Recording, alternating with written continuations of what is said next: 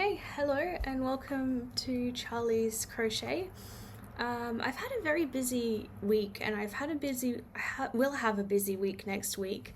I've been meaning to do a yarn de-stash video and kind of get to some of the yarns that might be in the back of cupboards that I've not really gotten to. But I had an event for my choir yesterday and I have a workshop for that as well next week that I have to go to. So I'm trying to find easier video topics that I can get done in the kind of half a day of weekend that I have left to do this in. So I've been making bandanas for choir using those yarns that I got last week with my sister's project. And unfortunately this one is just a bit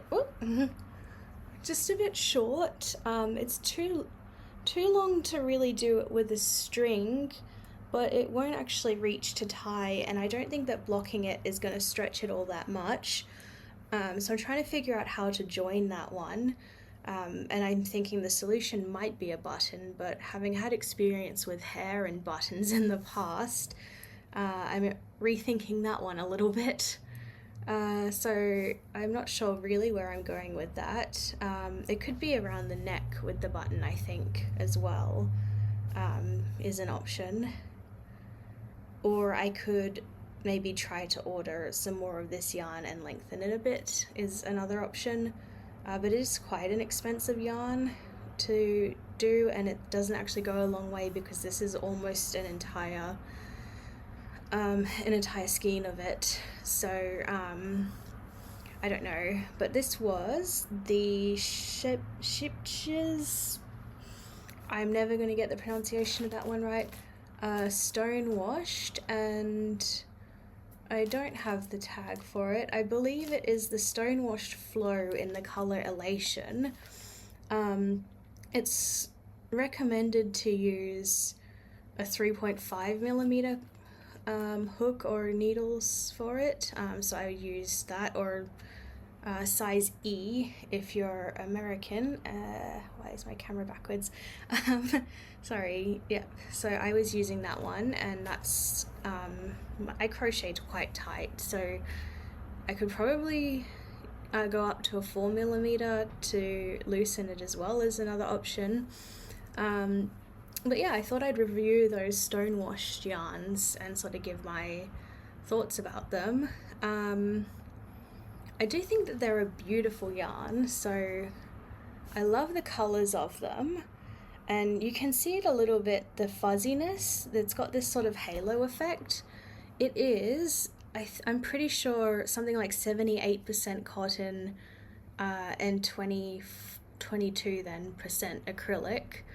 It is the wooliest cotton I have ever used. What I'm pretty sure it is you see those, the white parts, I'm pretty sure it's just like strands of cotton with this acrylic fuzz plied into them. And that's what's giving it that halo effect, and that's what's giving it like the soft kind of woolly feel. I do like it, and the colours of this one are so beautiful. I think they're very vibrant. It is a very hard yarn to frog because of that halo effect. So I did start this originally, and the other thing is that it's not a rainbow in a true rainbowness. So the first thing is we're kind of missing orange yellow. There's a little bit where where the red fades into this yellowy color, but the yellow is a bit green, and the fade for that specific color change is nowhere near as smooth as any of the other ones. You can sort of see with the greens and blues, and indeed with the red and orange too, how it kind of transitions really smoothly, but there's not really that smoothness. I'm pretty sure this is the end where it changed orange into yellow, but it's just not very it's not as much of a smooth transition as it was for some of the other colors. The other thing is that it had a really confusing order of colors. So it is a center pull with the easy start, but the first color that I got was actually this blue, which is that same blue from here, and then it went into the green, and then it actually went back into the blue, so I've rejoined it. I've had to like chop and change the yarn to rejoin it in weird places. But yeah, after that dark blue, it went into the green, back into the blues, and then through purple through to red and back out again. So I'm not actually sure what the colour order is there or how it's supposed to work, but that's sort of how it's ended up. So yeah, it's not a truly rainbow yarn, but it is very bright and very pretty. I don't know if I'm giving star ratings on this. I'd probably use it again, but it's not a summer yarn despite being a large percentage cotton. And I do prefer to tend to use more summery yarns, just because, you know, the nature of Australia. But I'd say what I was expecting it, probably 7 out of 10, I guess. Yeah. I'm not sure if that means anything. I've never rated anything before. My 10 out of 10 is probably the Hobie cotton ones, these ones. And that's because they're so easy to use and they're so brightly coloured. And most of the Hobie yarns I've ever used come between about 7 and 10 out of 10, I'd say. I'm not one that struggles a lot with yarn types. I really enjoy using unplied yarn like the Sultan ones, but I know that can be difficult for other people. I did find this one split sometimes. It was a little bit easy to put my needle through the wrong part of my hook through the wrong part of it, and pick up only one ply of cotton or something like that. It was kind of easy to get it a bit untwisted with not much effort, and it would accidentally slip through.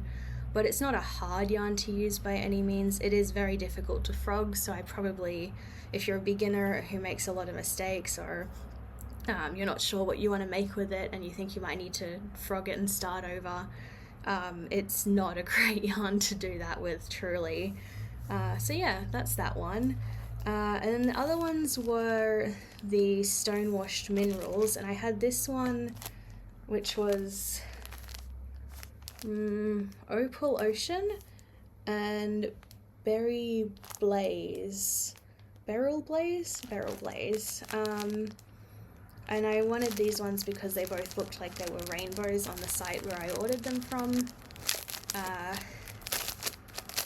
They should be similar because it's the same brand, just different color schemes, and it feels very similar. It's also kind of a woolly feel. It's got the center pull there.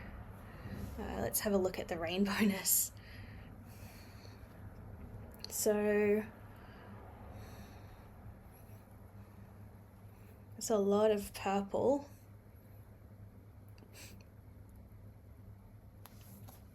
Okay, so our center pull started with this sort of greeny yellow, and then through orange to red, and then sort of pinky purple, and then it looks like it goes back after that to red,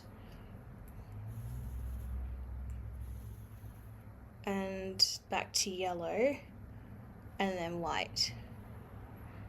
But I know that there are blue and green in here somewhere, so I'm going to keep pulling from the white and see where that figures into it. Oh yes, there's some blue. It's a very pale. I'm getting a sense that maybe these aren't supposed to be consistently dyed. It's maybe supposed to give kind of a hand-dyed effect. There's where the blue starts. And I did find that with my other one, some of the colours got into other sections. There was a bit of red in the green section and not enough to make me think that it was deliberate. So there's our blue, sort of yellow, and that looks like it goes back into the orange red. Interesting. So that we might have cut it off just after the blue section with the center pull there. I will in a second crochet a little bit with that to see how it actually works up, and then I'll show you. But I just wanted to look at this one first too. So this one seems to have similar colors, but it's got more of a pinky overall hue to it. There's a knot. Also, it has a center pull, yeah.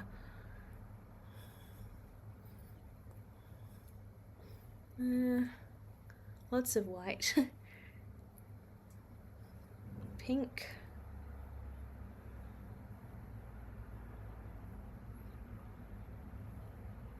Yeah, there's a lot of white in the middle of this one. Oh, there we go, some color. Okay, so that's sort of a pinky purple through to like a really pale blue. Yeah, and there goes our blue. I don't know if you can see that very well. And there's green. Oh, and some yellow. And then it goes back to white there. There is some orange in there too. I don't think that these ones are giving us rainbow in a rainbow order. I think it's more of a rainbow effect. The name opal kind of seems to suggest that it's supposed to be sort of a scattered rainbow maybe. Yeah, so let's crochet and see how that goes. Okay, I'm back and I've done a little bit of those too. Forgive me for not filming me crocheting them. My overhead ring light kept collapsing onto my workspace, so I need to find something to counterweight it. But yeah, that's this one. And that was the Beryl Blaze, and this one was the opal. And so you can see you get kind of patches of like pale color. I'm not going to say it's white because I actually think it's different pale colors throughout. Like this one got to quite a bluish pale color, but I can see on the outside of the ball itself that there's some spots where it's going to be a more pinky color.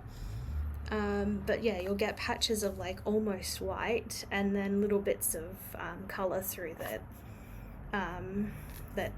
don't really go for like a whole row once you get to the outer part, and it just adds some interest. I do think that's quite lovely. I really do love these colors. And I found the label for the Elation one. It actually had a slightly higher acrylic content. So it was 74% cotton and 26% acrylic. These two are 78% cotton and 22% acrylic. And the stone-washed ones are 65 grams and 156 meters. Whereas this one's 50 grams and 130 meters. And I've decided to knock them all down to a 6 out of 10 because I remembered how much they cost. I don't know if you can hear the ambulance going past or not at the moment, but I can, and it's distracting me.